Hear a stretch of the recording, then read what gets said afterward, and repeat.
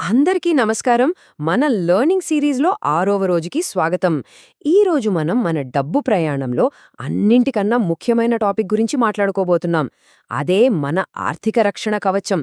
మనల్ని, మన ఫ్యామిలీని కాపాడే షీల్డ్ అన్నమాట. సరే, అసలు విషయంలోకి వెళ్లే ముందు ఒక్క ప్రశ్న. ఊహించినది ఏదో జరిగి రేపటి నుండి మనకి జీతం రావడం ఆగిపోయిందనుకుందాం. అప్పుడు మన పరిస్థితి ఏంటి? ఒక్కసారి ఆలోచించండి. ఈ ఒక్క ప్రశ్నే ఈరోజు మనం మాట్లాడుకోబోయే టాపిక్ ఎంత ముఖ్యమో మనకు అర్థమయ్యేలా చేస్తుంది. రైట్, మరి ఈరోజు మన రోడ్ మ్యాప్ ఏంటో ఒక్కసారి చూద్దాం. ముందుగా మనల్ని కాపాడే 3 ముఖ్యమైన కవచాల గురించి మాట్లాడుకుందాం. అవే ఎమర్జెన్సీ ఫండ్, ఆరోగ్య బీమా, ఆ తర్వాత జీవిత బీమా, ఆ తర్వాత వీటన్నిటికీ మాస్టర్ కీ లాంటి నామినీ గురించి, చివరగా మనం సాధారణంగా చేసే కొన్ని ఆర్థిక తప్పుల గురించి కూడా తెలుసుకుందాం. సరే, ఇక మన మొదటి రక్షణ కవచం దగ్గరికి వచ్చేద్దాం. అదే ఎమర్జెన్సీ ఫండ్. చూడండి, మనం డబ్బు సంపాదించడం, ఇన్వెస్ట్ చేయడం ఇలాంటివి ఆలోచించే ముందు అన్నిటికంటే ఫస్ట్ మనల్ని, మన కుటుంబాన్ని కాపాడుకోవడానికి ఒక పక్కా ప్లాన్ ఉండాలి. అదే ఈ ఎమర్జెన్సీ ఫండ్. చూడండి, ఎమర్జెన్సీ ఫండ్ పేర్లోనే ఉంది కదా, ఇది కేవలం అనుకోని కష్టాల కోసం పక్కన పెట్టిన డబ్బు. అంటే హఠాత్తుగా ఉద్యోగం పోయినా లేదా ఇంట్లో ఎవరికైనా హాస్పిటల్ ఖర్చులొచ్చినా మనల్ని ఆదుకోవటానికి. ఇది మన ఇల్లు కట్టుకోవడానికో, కార్ కొనడానికో కాదు, అస్సలు ఇన్వెస్ట్మెంట్ కాదు. ఇది కేవలం మనల్ని కాపాడే ఒక డాలు, అంతే. మరి ఎంత డబ్బు పక్కన పెట్టాలి? దీనికో సింపుల్ రూలుంది. మన ఇంటి నెలవారీ ఖర్చులుంటాయి గదా, రెంటు, కరెంటు బిల్లు, సరుకులు, వీటన్నింటికీ కలిపి అయ్యే ఖర్చుకు కనీసం 3 నుండి 6 రెట్ల డబ్బుని ఎమర్జెన్సీ ఫండ్గా రెడీగా ఉంచుకోవాలి. ఉదాహరణకి మీ నెల ఖర్చులు 25,000 అంటే 25,000 అనుకుందాం. అప్పుడు మీ దగ్గర కనీసం 75,000 నుండి 1,50,000 వరకు ఎమర్జెన్సీ ఫండ్ ఉండాలన్నమాట. ఇప్పుడు అసలు పాయింట్. ఈ డబ్బును ఎక్కడ పెట్టాలి?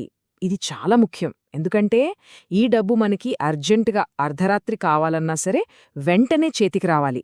అందుకే దీన్ని ఒక సెపరేట్ సేవింగ్స్ అకౌంట్లో గానీ లేదా ఈజీగా బ్రేక్ చేయగలిగే ఫిక్స్డ్ డిపాజిట్లలో గానీ పెట్టాలి.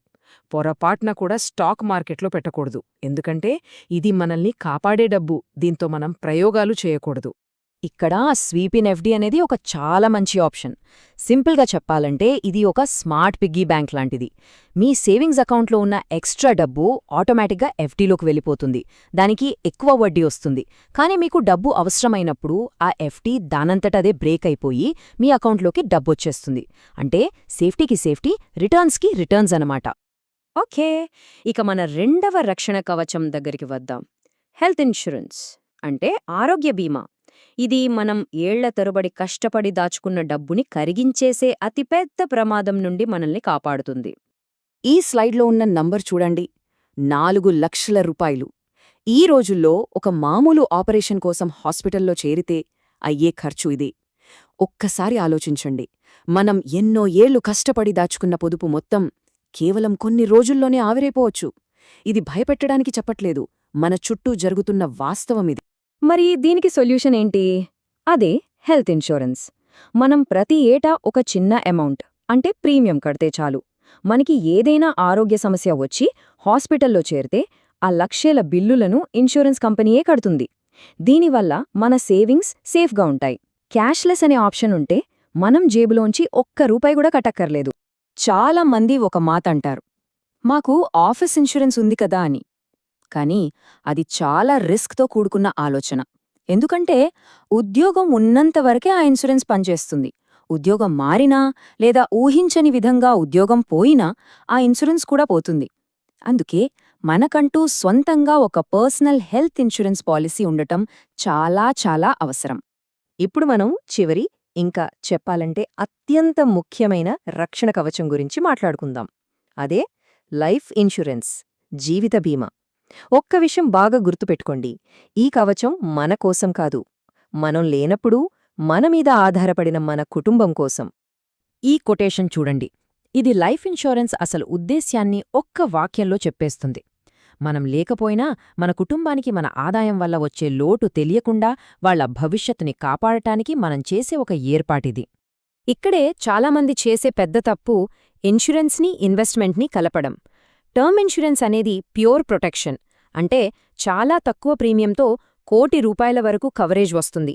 కానీ పాలసీ టైంలో మనకేమీ కాకపోతే డబ్బు వెనక్కి రాదు. అదే ఎండోమెంట్ ప్లాన్ల లాంటివి. పొదుపు, ఇన్సూరెన్స్ కలిపి ఉంటాయి. ప్రీమియం చాలా ఎక్కువ, కవరేజ్ చాలా తక్కువ, వచ్చే రిటర్న్స్ కూడా అంతంత మాత్రమే. మరి ఎల్ఐసి తీసుకోవాలా లేక ప్రైవేట్ కంపెనీదా? చూడండి, సేఫ్టీ విషయంలో రెండూ ఐఆర్డీఐ కంట్రోల్లోనే ఉంటాయి. రెండూ సేఫ్. కానీ టర్మ్ ప్లాన్ల విషయానికొస్తే ప్రైవేట్ కంపెనీలు సాధారణంగా తక్కువ ప్రీమియంతో ఆన్లైన్లో ఫాస్ట్ సర్వీసులు అందిస్తున్నాయి. ఇక్కడ కంపెనీ పేరు కన్నా మన అవసరానికి సరిపోయే సరైన పాలసీనించుకోవడం ముఖ్యం. రైట్. ఇప్పటివరకు మనం emergency fund, health insurance, life insurance అని 3 బలమైన కవచాలు కట్టుకున్నాం. కానీ ఈ కవచాలన్నింటినీ మన ఫ్యామిలీకి అందుబాటులోకి తెచ్చే ఒక మాస్టర్ కీ ఉంది. అదే నామినీ. దీన్ని చాలామంది ఒక చిన్న ఫార్మాలిటీగా చూస్తారు, కానీ ఇది చాలా చాలా ముఖ్యం. సింపుల్గా చెప్పాలంటే మన తర్వాత మన డబ్బుని ఎలాంటి ఇబ్బంది లేకుండా స్వీకరించడానికి మనం అధికారికంగా ఇచ్చే పేరు నామినీ. వాళ్ళు ఒక టెంపరరీ కేర్ టేకర్ లాంటివాళ్లన్నమాట. ఆ కష్టకాలంలో మన ఫ్యామిలీకి డబ్బు వెంటనే అందేలా చూసుకునే బాధ్యత వాళ్లది. ఒకవేళ మనం నామినీ పేరు పెట్టడం మర్చిపోతే ఏం జరుగుతుందో తెలుసా? మనం కష్టపడి సంపాదించిన డబ్బు మొత్తం బ్యాంక్ అకౌంట్లలో, పాలసీలలో లాక్ అయిపోతుంది. మన వాళ్ళ డబ్బుని వెంటనే వాడుకోలేరు. లాయర్ల చుట్టూ, కోర్టుల చుట్టూ తిరిగి వారసత్వ సర్టిఫికెట్లు తెచ్చుకోవడానికి ఏళ్లకేళ్లు పడుతుంది. ఆ టైంలో వాళ్లు పడే బాధ మాటల్లో చెప్పలేం. ఈ వాక్యం చూడండి, ఎంత నిజమో కదా! మనం ఫారం నింపేటప్పుడు పెట్టే ఆ ఒక్క సంతకం మన కుటుంబానికి భవిష్యత్తులో రాబోయే ఎన్నో ఏళ్ల కష్టాలను, మానసిక వేదనను దూరం చేస్తుంది. అంత పవరుంది ఆ ఒక్క సంతకానికి.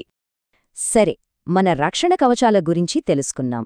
ఇప్పుడు ఈ కవచాలని బలహీనపరిచే కొన్ని సాధారణ తప్పుల గురించి మాట్లాడుకుని ఈ విశ్లేషణను ముగిద్దాం. చాలామంది మొదట్లో చేసే తప్పులు ఇవే.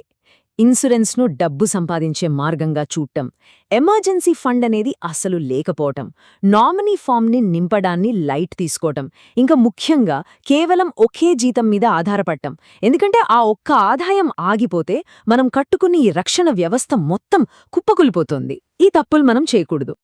ఈరోజు మనం నేర్చుకున్నదంతా ఈ ఒక్క వాక్యంలో ఉంది. ఇన్సూరెన్స్ మనల్ని పెద్ద పెద్ద ఆర్థిక ప్రమాదాల నుండి కాపాడితే, ఎమర్జెన్సీ ఫండ్ మనకి మనశ్శాంతినిస్తుంది. కానీ వీటన్నింటి ఫలాన్ని మనం లేనప్పుడు మన కుటుంబానికి అందించేది మాత్రం నామినీనే.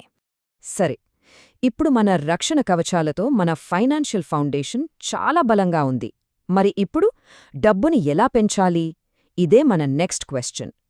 మన 7వ రోజు విశ్లేషణలో ఇన్వెస్ట్మెంట్ యొక్క బేసిక్స్ గురించి తెలుసుకుందాం.